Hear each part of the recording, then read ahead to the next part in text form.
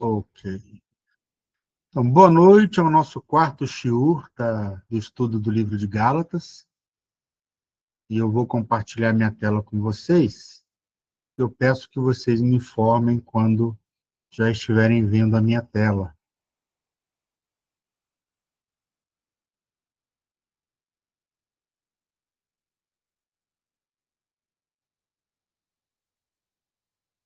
Ótimo. Então, vamos lá ao nosso shiur número 4, capítulo 3 do livro de Gálatas, né? Eu quero começar a ler do verso 1 ao verso 10, e aí eu vou explicando essa passagem, depois do verso 10 ao verso 20, explico, depois do verso 21 até o final do texto, tá bom? E assim nós vamos avançando. Então vamos lá, capítulo 3, verso 1 do livro de Gálatas. Ó insensatos Gálatas, quem vos fascinou para não obedecerdes à verdade, a vós, perante os olhos de quem Yeshua HaMashiach foi evidenciado, crucificado entre vós? Só queria saber isto de vós. Recebestes o Espírito pelas obras da lei ou pela pregação da fé? Sois vós tão insensatos que, tendo começado pelo Espírito, acabeis agora pela carne? Será em vão que tenhais padecido tanto? Se é que isso também foi em vão. Aquele, pois, que vos dá o Espírito e que opera maravilhas entre vós, o fez pelas obras da lei ou pela pregação da fé? Assim como Abraão creu em Deus, e isso lhe foi imputado como justiça, sabeis, pois, que os que são da fé são filhos de Abraão. Ora, tendo a Escritura previsto que Deus havia de justificar pela fé os gentios, anunciou primeiro o evangelho a Abraão, dizendo: todas as nações serão benditas em ti, de sorte que os que são da fé são benditos com o crente Abraão. Todos aqueles, pois, que são das obras da lei, estão debaixo de a maldição. Porque está escrito: maldito todo aquele que não permanecer em todas as coisas que estão escritas no livro da lei para fazê-las. Dito isso, deixe-me começar os comentários. A pergunta que ele faz lá no início, né? Ó insensato Gálatas, quem foi que enfeitiçou vocês? Quem foi que colocou isso na cabeça de vocês? Mas nós temos a resposta dessa pergunta já no capítulo 1 e no capítulo 2, né? Quem foi? Foram aquelas pessoas que estavam dizendo e trocando a verdade pela tradição. Então, vejam, no comecinho do capítulo 3, ele faz uma frase, né, de impacto. Quem vos fascinou para não obedecerdes à verdade? Então, veja que aqui está tendo uma troca, né, da verdade por alguma coisa. E nós sabemos que a tua palavra, né, a Torá, é a verdade. Então, nós vemos que Paulo está dizendo aqui, olha, vocês estão trocando a Torá, a verdade de Hashem, por alguma outra coisa. E que coisa seria essa, né? Seria justamente os conceitos humanos, os conceitos rabínicos, a Torá oral, né? Ou seja, falando que eles precisavam, que nós vimos no capítulo 2, fazer a circuncisão para ser salvo. Isso não é Torá. Isso não está na Torá. Então, isso é um conceito humano. E aí, Shaul faz essa pergunta e ele mesmo já tem a resposta. Ele sabe que foram aquelas pessoas que entraram no meio da comunidade para tentar mudar as coisas, mudar os conceitos, né? E aí ele começa a questionar essas pessoas por qual meio eles receberam a Ruach, né? O Espírito. Pela observância, e aí eu coloquei amarelinho lá, que vocês viram, obras da lei, né? Ou pela fé na palavra de Hashem, né? Ou seja, há uma diferença aqui entre essas duas coisas, obras da lei e fé na palavra de Hashem. E lembra que nós falamos na aula passada, as obras da lei não estão relacionadas à obediência aos mandamentos de Hashem. Estão relacionadas à obediência aos mandamentos humanos, às leis verabanan, à Torá oral, à tradição dos anciãos. Tá? Então, Paulo começa a fazer as pessoas pensarem sobre esses dois pontos. Em seguida, Shaul nos faz uma longa dissertação sobre as bênçãos que foram recebidas por eles e pergunta se elas foram com base na observância legalista da Torá, ou seja, pelas obras da lei, e deixa claro que isso é um esforço fútil e inútil.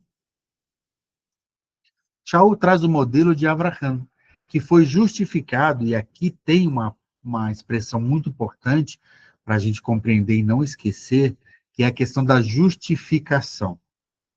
Não está falando da santificação, mas da justificação. É que Abraham que foi justificado. Por que Abraham foi justificado? Porque ele creu na palavra de Hashem. Creu e obedeceu. Então, muitos querem falar, às vezes, que Abraham obedecia à lei oral. E isso, claro, não é verdade. Pois ele, em sua hospitalidade, serviu leite e carne aos convidados.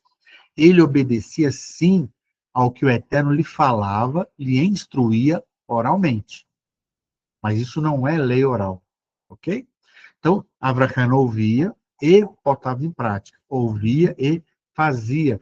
Ele não distorcia, ele não mudava, ele não alterava, ele não reduzia e nem criava mandamentos novos. Então, ele era focado naquilo que Hashem falou para ele. Por isso, ele foi o quê? Justificado, tornado justo. No versículo 8, nós temos um tesouro, né? Que é quando os gentios seriam considerados justos. Por isso contou as boas novas a Abraham antecipadamente, ou seja, já uma promessa que está relacionada com Efraim, com as tribos que se dispersaram, e esse povo que se tornou gentil por terem se afastado da Torá. Então, ou seja, antes da Torá ser entregue de forma oficial no Monte Sinai, o Eterno já havia falado e já tinha justificado Abraham e falado que tudo isso chegaria até os gentios também.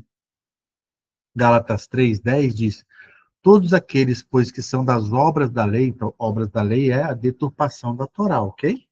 Estão debaixo de maldição. Verdade, porque eles não estão debaixo da Torá, estão debaixo da deturpação da Torá. Porque está escrito, maldito todo aquele que não permanecer em todas as coisas que estão escritas no livro da lei para fazê-la. E uma das coisas que eles não permanecem para fazê-la é não acrescente, não diminua, não altere. Se eles estão debaixo dessa alteração, dessa adulteração, claro, eles estão debaixo das obras da lei e, consequentemente, da maldição, porque eles estão desobedecendo ao mandamento do Eterno, que é não mude nada do que já foi falado, do que já foi escrito, do que já foi ensinado por Hashem através de Moshe. Então, se a pessoa não permaneceu nisso, e ela está debaixo dessa deturpação do mandamento, onde diz, se você não circuncidar, que é o caso aqui de Gálatas, você não será salvo, isso não está nos mandamentos, isso é uma deturpação. Se a pessoa está se baseando nisso, está debaixo disso, ela está debaixo de maldição. Do verso 11 até o verso 20, diz lá, é evidente que pela lei ninguém será justificado diante de Deus. Veja, vamos lembrar do contexto, tá? Abraham foi justificado não por causa da lei, mas porque ele creu na palavra de Hashem e fez conforme o Eterno havia dito, ok? Porque existem propósitos em cada coisa. Porque o justo viverá pela crença, pelo relacionamento que você tem com Hashem. Ora, a lei não é da fé. Mas o homem que fizer estas coisas, por elas viverá. Vou explicar mais na frente depois disso. Porque a lei é da ação. Faça, não faça. Fazendo, sou abençoado. Não fazendo, sou condenado. Mashiach nos resgatou da maldição da lei, fazendo-se maldito por nós. Porque está escrito, maldito todo aquele que for pendurado no madeiro. para que a bênção de Abraão chegasse aos gentios por Yeshua HaMashiach, e para que, pela fé, nós recebemos a promessa do Espírito. Irmãos, como homem falo, se a aliança de um homem for confirmada, ninguém a anula nem a acrescenta. Ora, as promessas foram feitas a Abraão e à sua descendência, lembra, ó, a sua descendência singular, não está plural. E aí a gente vai ver a que se aponta essa descendência singular. Não diz as descendências, como falando de muitas, mas como de um só. E a tua descendência, e aí Shaul explicita, explicita aqui, que é Mashiach. Então, essa descendência que é dada a promessa feita a Abraão, aponta diretamente para Mashiach. A lei que veio 430 anos depois da promessa feita a Abraão, não invalida de forma a abolir a promessa que foi feita a Abraão. Porque se a herança provém da lei, já não provém da promessa. Mas Deus, pela promessa, a deu gratuitamente a Abraão. Então a promessa vem por parte de Hashem para Abraão, 430 anos antes do Monte Sinai. E o Monte Sinai não anula o que o Eterno promete a Abraão. Logo, para que é a lei? Foi ordenada por causa das transgressões, até que viesse a posteridade a quem a promessa tinha sido feita. E foi posta pelos anjos na mão de um mediador, né? Que é Moshe. Ora, o mediador não o é de um só, mas Hashem é um só. Então, Shaul está nos falando aqui que o uso da lei como caminho de justificação é equivocado. Quando eu desassocio a lei da fé, a lei do relacionamento, né? Ou seja, a obediência aos mandamentos de Hashem, porque eu creio, porque eu amo, porque eu me relaciono, né? E a gente vai ver que isso está lá em Tiago. E aí no verso 11 ele fala, pela lei, ou seja, pela deturpação da lei, ninguém será justificado. Não tem como você andar na desobediência e achar que andando na desobediência, quer seja por zelo acrescentando, por zelo diminuindo, ou por zelo criando algo, será justificado por parte de Hashem. A Torá mostra o padrão de justiça do Eterno através da lei, da Torá. O justo, segundo Abacuque 2,4, viverá pela fé, ou seja, confiança em Hashem, em suas promessas e em obediência àquilo que ele falou.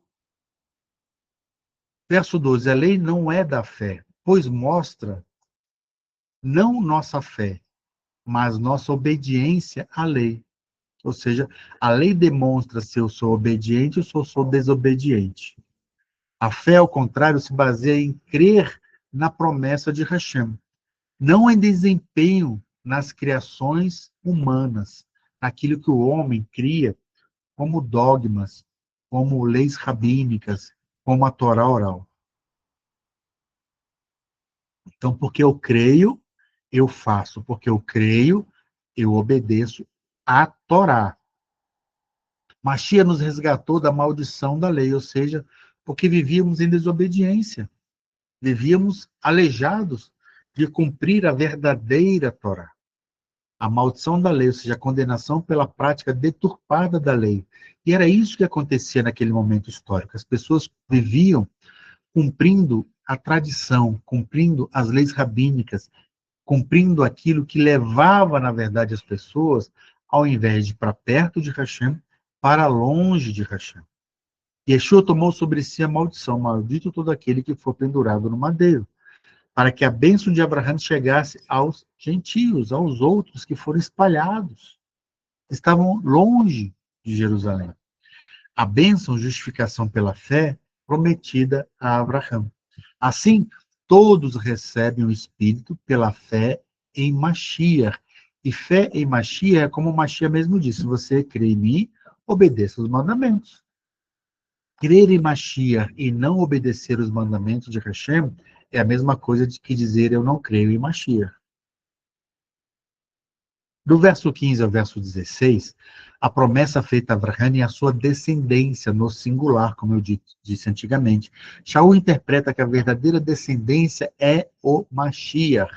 Portanto, a promessa não se cumpre em muitos descendentes, mas se cumpre em Mashiach, que permite que todo aquele que nele crê tenha vida eterna, ou seja, aqueles que querem se relacionar pela fé, pelo amor e pela obediência, encontram o caminho da santificação. Do verso 17 e 18, a lei veio 430 anos depois da promessa dada a Abraão. Logo, a lei não anula a promessa anterior feita a Abraão. A herança é pela promessa, não pela lei. Do verso 19 ao 20, então, para que serve a lei, então? Qual é a finalidade da lei? Ela foi acrescentada por causa das nossas transgressões e para revelar o pecado que cometíamos, ou seja, as infrações que estávamos cometendo, para que pudéssemos corrigir as nossas atitudes. Ela foi dada por meio de anjos, né? E de Moshe como mediador, mas a promessa é unilateral. O Eterno é o único autor desta promessa. E como ele é o único autor, ele é o único que pode fazer o cumprimento desta promessa. Do versículo 21 em diante, diz logo, a lei é contra as promessas de Hashem? De maneira nenhuma, de nenhuma sorte. Porque se fosse dada uma lei que pudesse vivificar, a justiça, na verdade, teria sido pela lei. Mas a Escritura encerrou tudo debaixo do pecado, para que a promessa pela fé em Yeshua HaMashiach fosse dada aos crentes, aqueles que creem. Mas antes que a fé viesse, estávamos guardados debaixo da lei e encerrados para aquela fé que se havia de manifestar. Aqui tem uma coisa muito bonita. De maneira que a lei nos serviu de tutor para nos conduzir a Mashiach, para que pela fé fôssemos justificados, ou seja, novamente o tema justificação pela fé, não pelas obras da lei. Mas depois que veio a fé, já não estamos debaixo de tutor. Tutor é uma coisa, lei é outra coisa. Porque todos sois filhos de Deus pela fé em Mashiach e Yeshua. Porque todos quanto fostes imersos em Mashiach, já vos revestistes de Mashiach. Nisto não há judeu, nem grego, não há servo, nem livre, não há macho, nem fêmea, porque todos vós sois um em Mashiach e Yeshua. E se sois de Mashiach, então sois descendência de Abraão, e herdeiros conforme a promessa. Então, verso 21, logo a lei é contra as promessas de Hashem? Shaul faz uma pergunta retórica. A resposta é, de jeito nenhum, de maneira nenhuma, hipótese alguma. A lei e a promessa não são inimigas. Cada uma tem a sua função. Se houvesse uma lei capaz de dar vida eterna, então a justificação viria dela. Mas essa não é a função da lei. A função da lei é revelar o pecado. A Escritura encerrou tudo debaixo do pecado. Como lá está em Romanos isso até.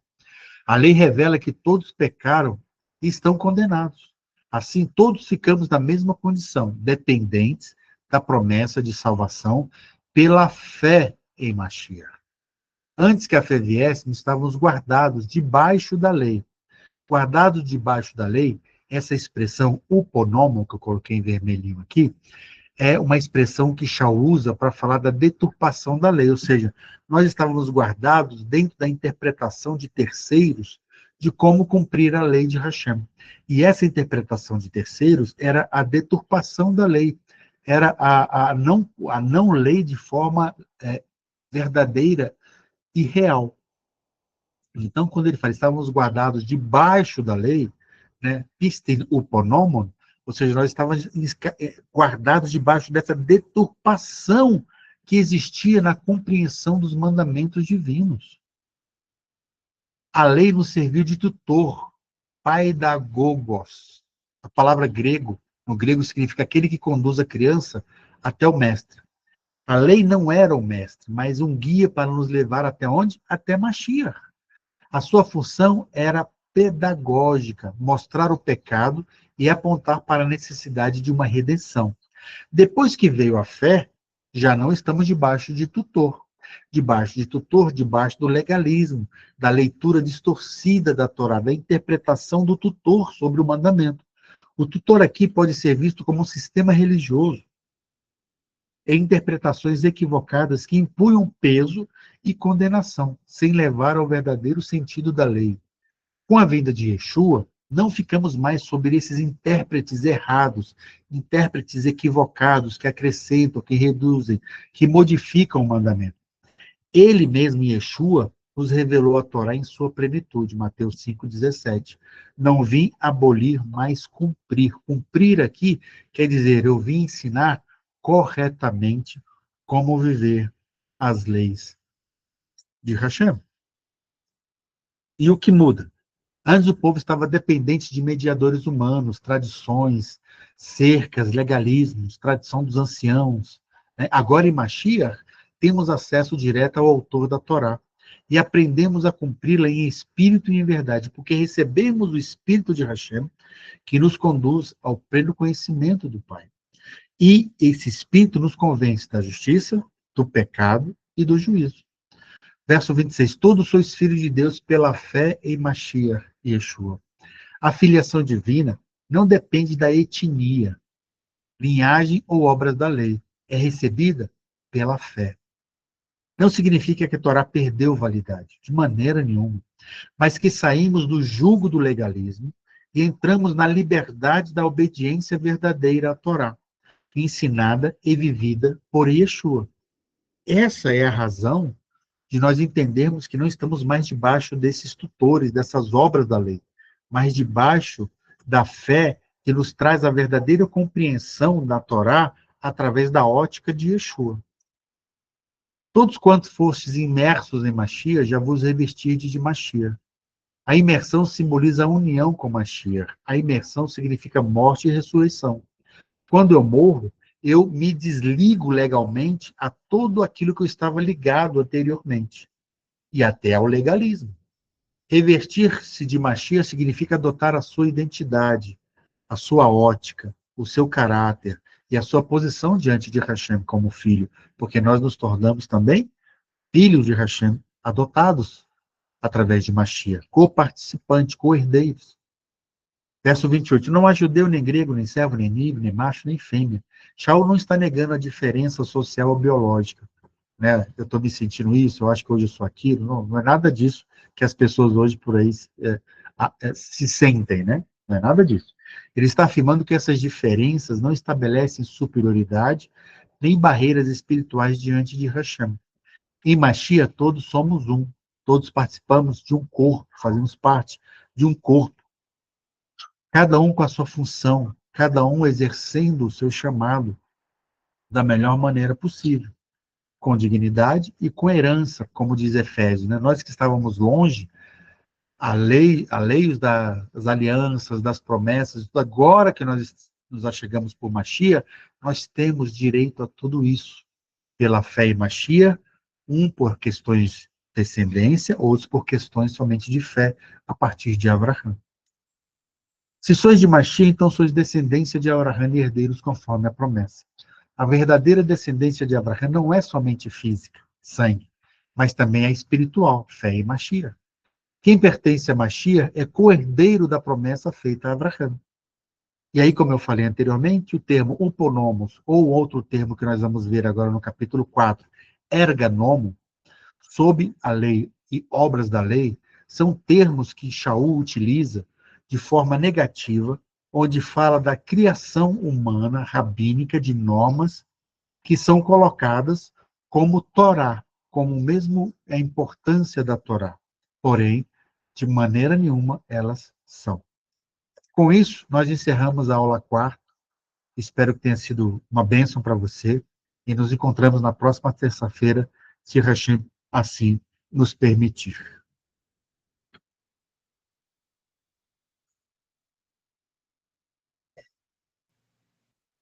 Aí não tem perguntas, não?